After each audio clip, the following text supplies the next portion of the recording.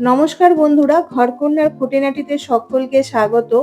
আজকে আপনাদের সাথে পালং শাক দিয়ে একটি দুর্দান্ত স্বাদের রেসিপি শেয়ার করে নেব। এই রেসিপিটি দিয়ে ভাত, রুটি, পরোটা সবকিছুই খেতে পারেন। চলুন কিভাবে পালং শাকের রেসিপিটি তৈরি করব দেখে নেওয়া যাক। প্রথমে আমি এখানে নিয়ে নিয়েছি 500 গ্রামের মতন পালং শাক। পালং শাকগুলো খুবই ছোট আর কচি নিতে হবে, বড় শীষ পালং নিলে হবে না। পালং শাকগুলোকে কাটার আগে আমি ভালো করে বেছে ধুয়ে পরিষ্কার করে নিয়েছি। পালং শাকের রেসিপিটি বানানো কোনো রকম ঝামেলা নেই, বাড়িতে থাকা উপকরণ দিয়ে ঝটফট বানিয়ে ফেলতে পারেন। পালং শাকগুলিকে কেটে নিয়ে ফিরে আসলাম। দেখুন, পালং শাকগুলিকে খুবই ছোট ছোট, যেরকম আমরা শাক ভাজা কাটি সেরকমই আমি কেটে নিয়েছি। বড় কাটলে চলবে না। রেসিপিটি তৈরি করা খুবই সহজ, সরল ও সাধারণ। পালং শাকগুলিকে কেটে ধুয়ে পরিষ্কার করে রেডি করে নিয়েছি। পালং শাকের সাথে আরও কিছু উপকরণ আমি কেটে রেডি করে নিয়েছি। দুটো মিডিয়াম সাইজের পেঁয়াজ কুচি করে নিয়েছি, একটা মিডিয়াম সাইজের টমেটো কুচি করে নিয়েছি, আদা রসুন গ্রেট করে নিয়েছি, আর 4-5টা কাঁচা লঙ্কা কুচি করে নিয়েছি, আর নিয়েছি এক বাটি মটরশুঁটি। এবার রান্নাটি শুরু করব। তার জন্য গ্যাসের মধ্যে কড়াই বসিয়ে দিয়েছি। কড়াই ভালো মতন গরম হয়ে যাওয়ার পর কড়াইয়ের মধ্যে দিয়ে দেব 3 থেকে 4 চামচ রিফাইন অয়েল।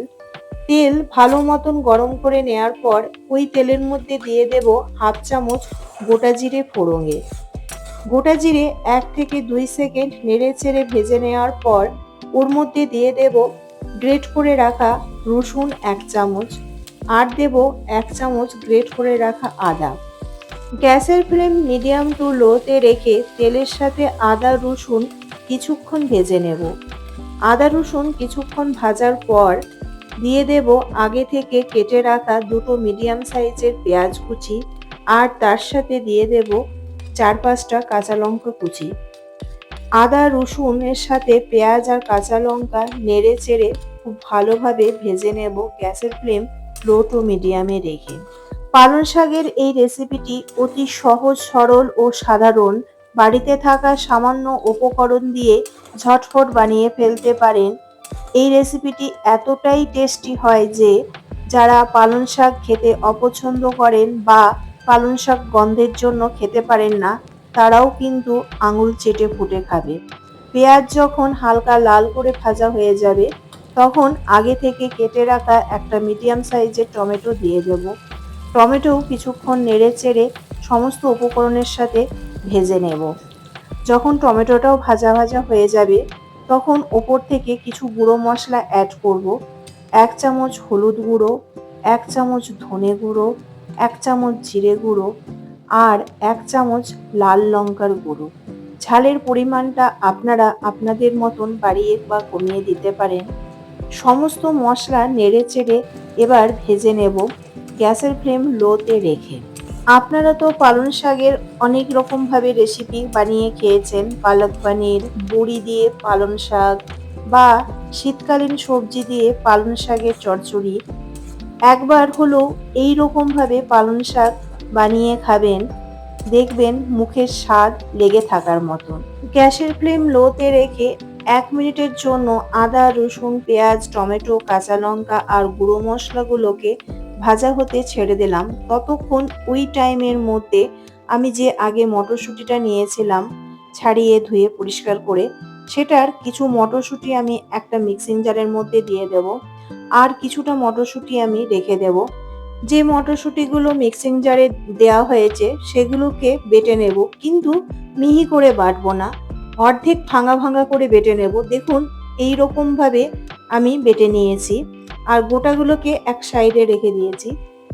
ওই সময়ের মধ্যে অন্যদিকে সমস্ত মশলাগুলো কষতে রেখে দিয়েছিলাম গ্যাসের ফ্লেম লোতে রেখে। সেগুলো সমস্ত কষানো হয়ে গেছে, তেল সেপারেট হয়ে গেছে। এবার ওর মধ্যে দিয়ে দেব 2 চামচের মতন বেসন। বেসন দেওয়ার পর সমস্ত মশলার সাথে নেড়ে চেড়ে ভেজে নেব, গ্যাসের ফ্লেম লোতে রেখে। বেসন দেওয়ার পর মশলাটা ফেনা ফেনার মতন হয়ে যাবে, কিন্তু এই টাইমে গ্যাসের ফ্লেম লোতে রাখতে হবে, না হলে বেসন কড়াইয়ের তলায় লেগে যাওয়ার সম্ভাবনা থাকবে। বেসন যখন মশলার সাথে খুব সুন্দরভাবে ভাজা ভাজা হয়ে যাবে তখন আগে থেকে যে বেটে রেখেছিলাম মটরশুঁটিটা, সেটা আর গোটা মটরশুঁটি দুটোই দিয়ে দেব। মটরশুঁটি মশলার সাথে খুব ভালোভাবে নেড়েচেড়ে মিশিয়ে দেব। আর দিয়ে দেব স্বাদ মতন লবণ। লবণ সমস্ত কিছুর সাথে ভালোভাবে মিশিয়ে নেওয়ার পর মটরশুঁটি কিছুক্ষণ সময় ধরে মশলার সাথে কষিয়ে নেব। পালং শাকের এই রেসিপিটি রুটি, পরোটা, ভাত সব কিছুর সাথে অসাধারণ সুন্দর লাগবে। পালং শাক থাকাকালীন এই রেসিপিটি একবার হলেও বানিয়ে দেখুন, আশা করছি আপনাদের ভালো লাগবে। মটরশুঁটি মশলার সাথে খুব ভালোভাবে কষিয়ে নেওয়ার পর দিয়ে দেব অল্প পরিমাণ জল। জল দিয়ে মটরশুঁটি মশলা খুব ভালোভাবে মিশিয়ে নেব। ফুটে উঠলে ঢাকা দিয়ে রেখে দেব 2 থেকে 3 মিনিটের জন্য মটরশুঁটিগুলোকে সেদ্ধ করার জন্য, গ্যাসের ফ্লেম লোতে রেখে। মটরশুঁটি সেদ্ধ হতে বেশিক্ষণ সময় লাগবে না। মটরশুঁটি যতক্ষণ সেদ্ধ হতে সময় নেবে 1-2 মিনিটের জন্য, ততক্ষণ অন্যদিকে একটি ফ্রাই প্যানের মধ্যে দিয়ে দেব 1 টেবিল চামচ রিফাইন অয়েল। তেল ভালো মতন গরম হয়ে গেলে ওই তেলের মধ্যে দিয়ে দেব 2টো শুকনো লঙ্কা 2 ভাগ করে, আর দিয়ে দেব গোটা 7 থেকে 8টা রসুন কোয়া। তেলের সাথে শুকনো লঙ্কা আর রসুন নেড়ে চেড়ে হালকা লাল করে ভেজে নেব। রসুন যখন 1-2 সেকেন্ডের মতন ভাজা ভাজা হয়ে যাবে, তখন ওর মধ্যে দিয়ে দেব আগে থেকে ধুয়ে কেটে পরিষ্কার করে রাখা পালং শাক। এখন গ্যাসের ফ্লেম মিডিয়াম টু হাইতে রেখে পালং শাকগুলোকে অনবরত নেড়ে চেড়ে ভেজে নেব। পালং শাকটা কিছুক্ষণ নাড়াচাড়া করার পর পালং শাকটা মজে যাবে আর পালং শাক থেকে প্রচুর পরিমাণ জল ছেড়ে যাবে। এই দেখুন কতটা জল বেরিয়েছে পালং শাক থেকে। এই সময় গ্যাসের ফ্লেম হাইতে রেখে জলটাকে শুকিয়ে নেব পালং শাক থেকে। জল যখন শুকনো শুকনো হয়ে যাবে, তখন পালং শাকটাও সেদ্ধ হয়ে যাবে। দেখুন আমার এবার পালং শাকটা রেডি। এবার অন্যদিকে ঢাকাটাও খুলে নেব। মটরশুঁটি সেদ্ধ হয়ে গেছে। দেখুন গ্রেভিটা কত সুন্দর কালারফুল হয়েছে আর মটরশুঁটিগুলোও সেদ্ধ হয়ে গেছে।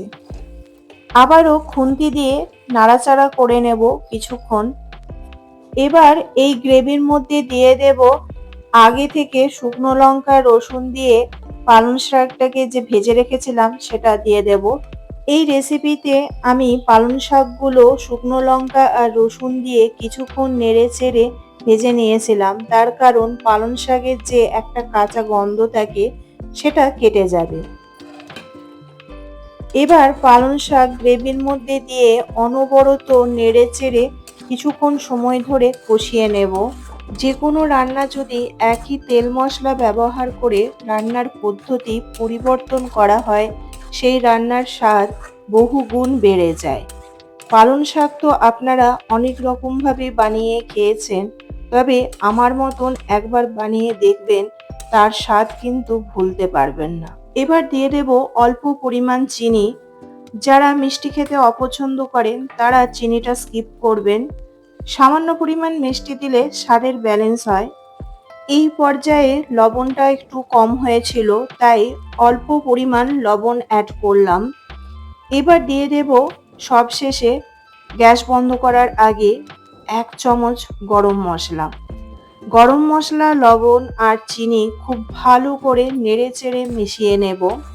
এই পর্যায়ে ধনেপাতাও অ্যাড করা যায়। আপনারা যদি ধনেপাতা পছন্দ করেন তাহলে আপনারা অ্যাড করতে পারেন। আমি ধনেপাতাটা দিলাম না, কারণ পালং শাকের ফ্লেভারটা নষ্ট হয়ে যাবে। দুর্দান্ত স্বাদের পালং শাকের রেসিপি একদম রেডি। এবার ঢাকা দিয়ে গ্যাসের ফ্লেম বন্ধ করে স্ট্যান্ডিং টাইমে রেখে দেব 1 মিনিটের জন্য। যারা পালং শাক একদমই অপছন্দ করেন তারাও কিন্তু খেয়ে নেবে চেটেপুটে যদি এইভাবে রান্না করা হয়। 1 মিনিট পর ঢাকনাটা খুলে নিলাম। একদম রেডি পালং শাকের দুর্দান্ত স্বাদের রেসিপি। পালং শাক এখন শেষ মুহূর্তে, তাই বাজার থেকে ঝটপট কিনে এনে বাড়িতে বানিয়ে ফেলুন। বাড়ির সকলকে বানিয়ে খাওয়ান। আমার এই রেসিপির প্রশংসা অবশ্যই করবে। আশা করি আমার আজকের এই সহজ পদ্ধতিতে পালং শাকের দুর্দান্ত রেসিপিটি আপনাদের ভালো লাগলো।